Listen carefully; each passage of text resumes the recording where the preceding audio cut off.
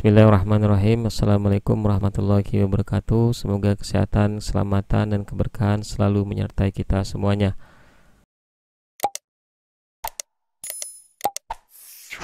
Kali ini kita akan membahas tentang konsep dari epidemiologi kesehatan reproduksi.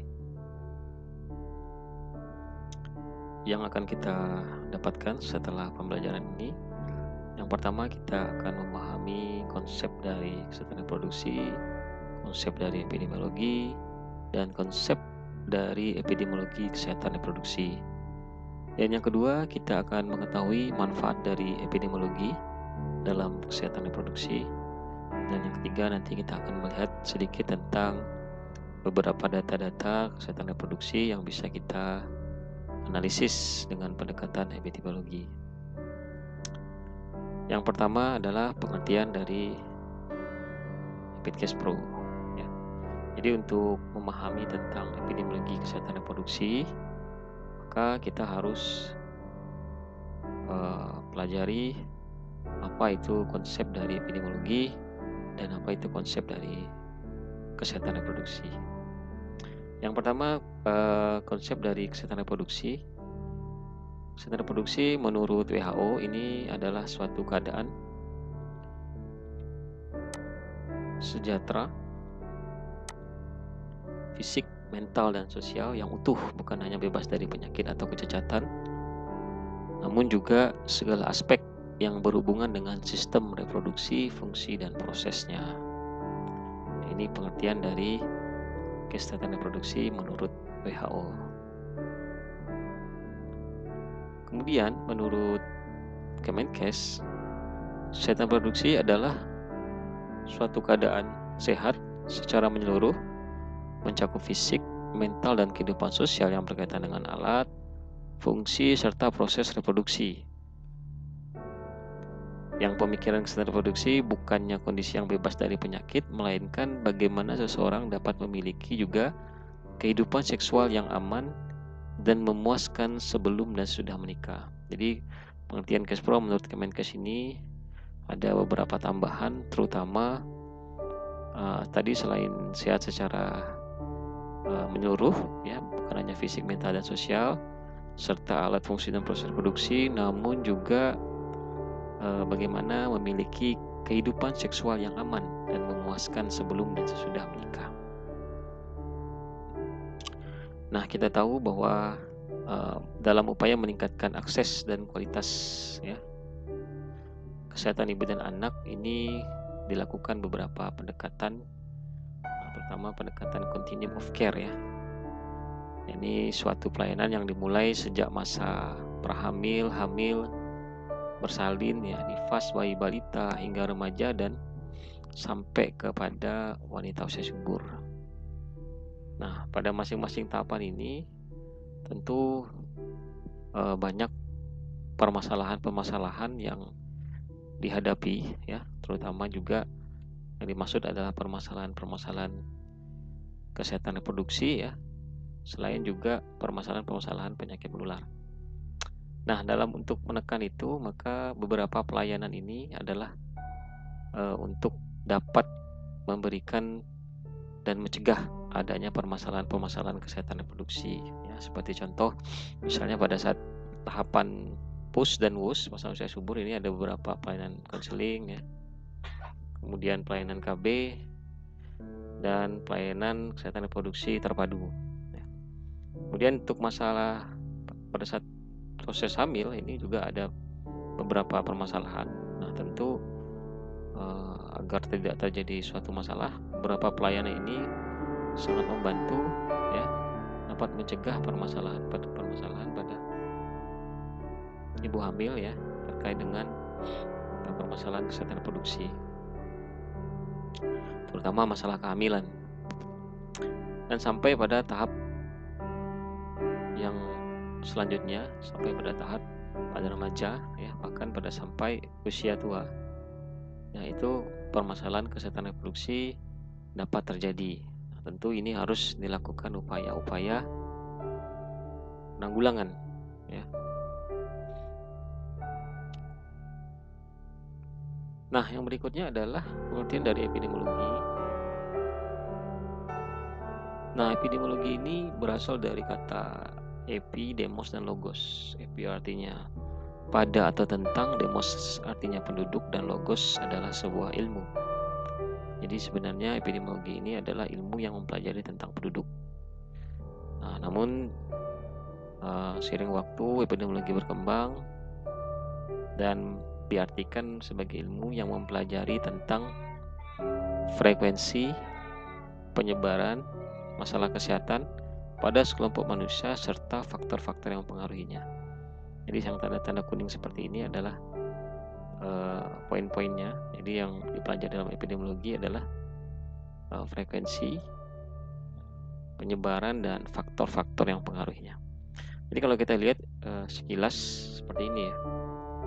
Jadi epidemiologi itu mempelajari frekuensi. Jadi frekuensi ini nanti dengan cara menemukan masalah kesehatan dan melakukan pengukuran masalah kesehatan. Tentunya ini dengan data-data, dan kemudian penyebaran ini data tadi ya dikelompokkan bisa berdasarkan ciri-ciri manusia. Nah, misalnya jenis kelamin ya, misalnya kejadian permasalahan penyakit HIV berdasarkan jenis kelamin ya, berdasarkan tempat, misalnya berdasarkan wilayah, kemudian berdasarkan waktu ya, dari tahun ya, seperti itu. Kemudian yang berikutnya, tahapan berikutnya untuk mempelajari epidemiologi adalah mempelajari faktor yang mempengaruhinya. Jadi di sini epidemiologi itu mencari sebab akibat ya, apa penyebab dari suatu permasalahan. Nah, kemudian dicari penyebabnya tadi, maka dapat melakukan upaya-upaya penanggulangan. Nah, jadi berdasarkan dua pengertian di atas, epidemiologi dan Kespro, maka kesehatan reproduksi adalah ilmu yang mempelajari frekuensi, distribusi, determinan ya suatu penyakit, khususnya adalah permasalahan kesehatan reproduksi ya, pada populasi atau kelompok.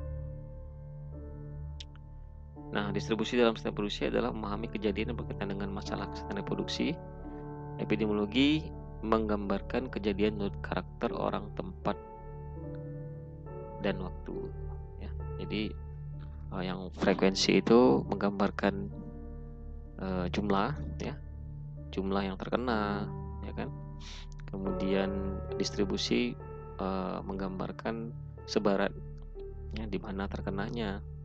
Kemudian pada faktor determinan itu akan mencari apa penyebab permasalahan tersebut ya. Nah, jadi ilmu dalam epidemiologi ini digunakan untuk mengidentifikasi ya berbagai macam permasalahan kesehatan reproduksi. Nah, jadi yang berikutnya kita masuk pada manfaat EPID dalam Kespro.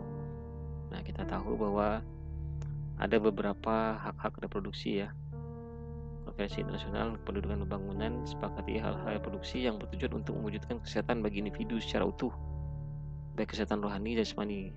Jadi yang pertama, mendapat informasi pendidikan Kespro, mendapat pelayanan perlindungan Kespro, hak kebebasan berpikir tentang pelayanan Kespro, hak dilindungi dan kematian karena kehamilan, hak untuk menentukan jumlah dan cara kehamilan, hak untuk kebebasan dan keamanan yang berkaitan dengan kehidupan reproduksinya, hak bebas dari penganiayaan, perlakuan buruk, termasuk perlindungan dari pelecehan, perkosaan, kekerasan, dan penyiksaan seksual, hak mendapat manfaat kemajuan ilmu pengetahuan yang berkaitan dengan kesehatan reproduksi, hak atas pelayanan dan kehidupan reproduksinya, hak untuk membangun dan merencanakan keluarga, hak untuk bebas dari segala bentuk diskriminasi dalam keluarga dan kehidupan kesehatan reproduksi, hak atas kebebasan berkumpul dan berpartisipasi dalam politik yang berkaitan dengan kesehatan reproduksi.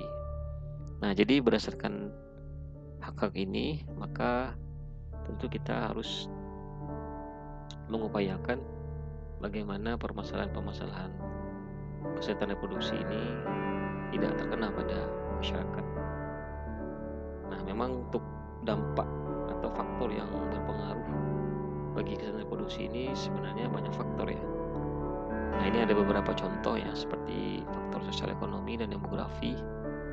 Nah, misalnya kemiskinan ya, pendidikan yang rendah. Nah, kemudian ketidaktahuan tentang perkembangan seksual dan proses reproduksi.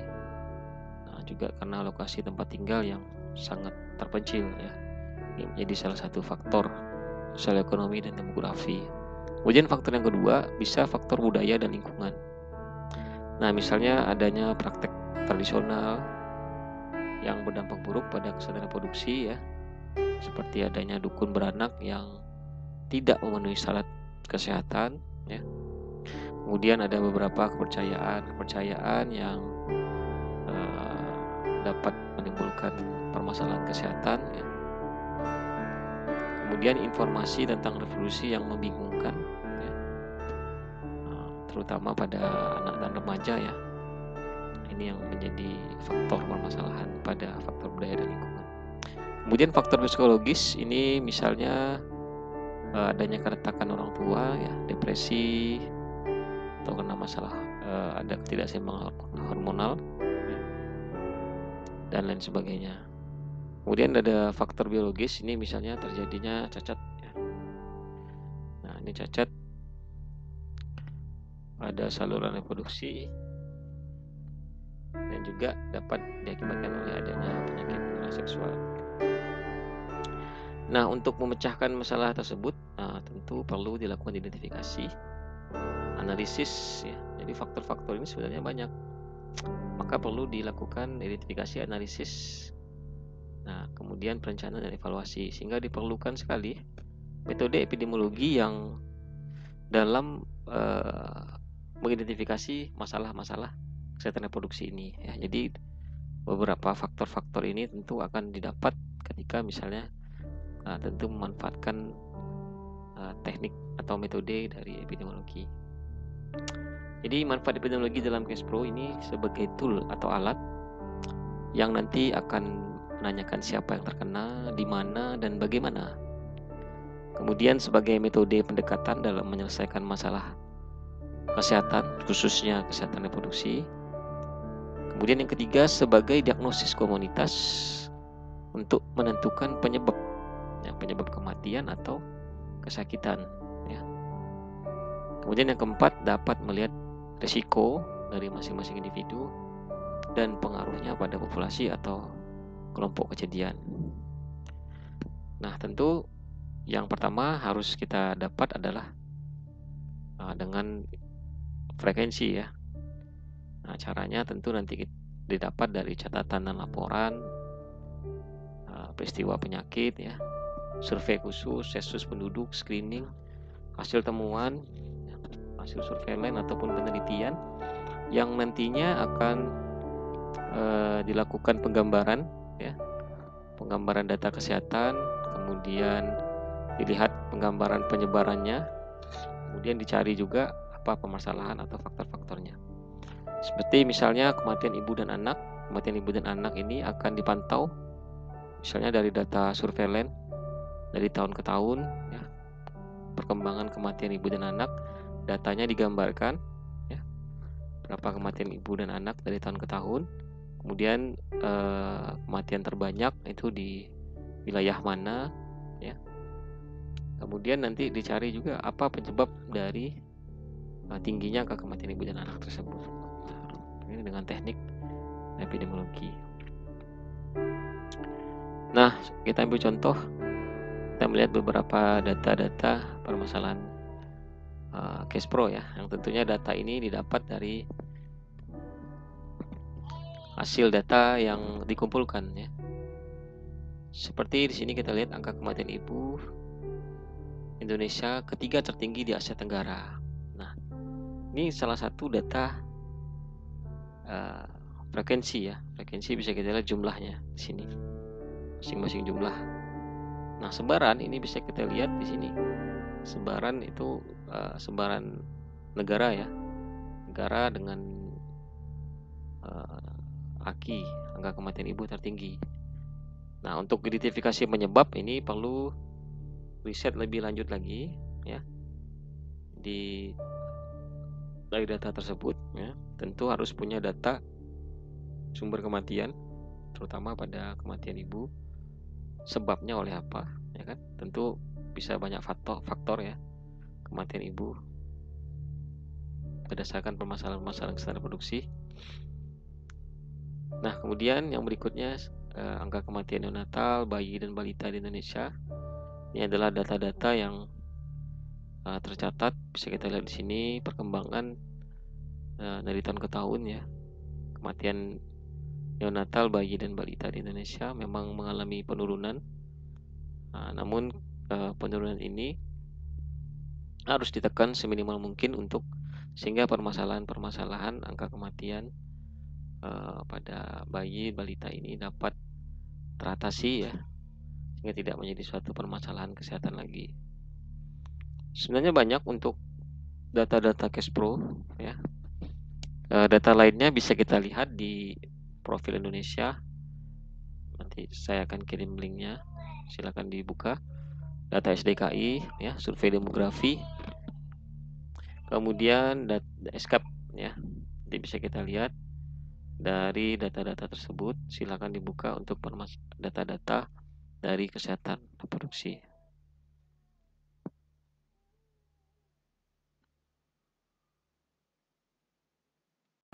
Baik, terima kasih. Itu saja yang dapat saya sampaikan untuk hari ini. Mudah-mudahan bermanfaat. Sampai jumpa lagi di pertemuan berikutnya. Bila bisa bilhaq, fastabiqul khairat. Wassalamualaikum warahmatullahi wabarakatuh.